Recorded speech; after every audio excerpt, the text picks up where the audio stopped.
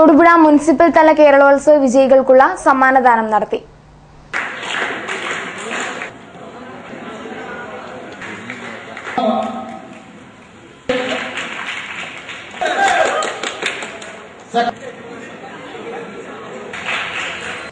Municipal town ഹാളിൽ ചേർന്ന ചടങ്ങിൽ chairman T J. Joseph, standing committee ചെയർമാൻമാർ, കൌൺസിലർമാർ എന്നിവർ ചേർന്നാണ് സമ്മാനദാനം നടത്തിയത്.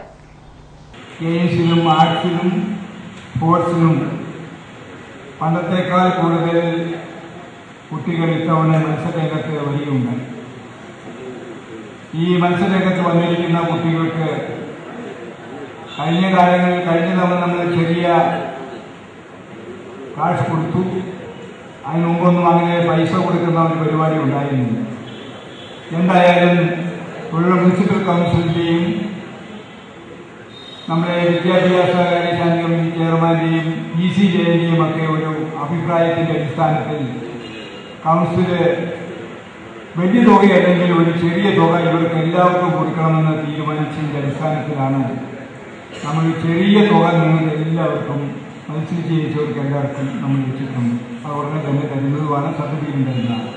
അപ്പൊ എന്തായാലും ഇനി അടുത്ത ജില്ലയിലേക്കുള്ള മത്സരം നടക്കാൻ പോകുന്നു. അത് രാജാക്കാട് വെച്ച് നവംബർ 16, 17, 18 തീയതികളിൽ ജില്ലാ മത്സരം നടത്തുന്നു.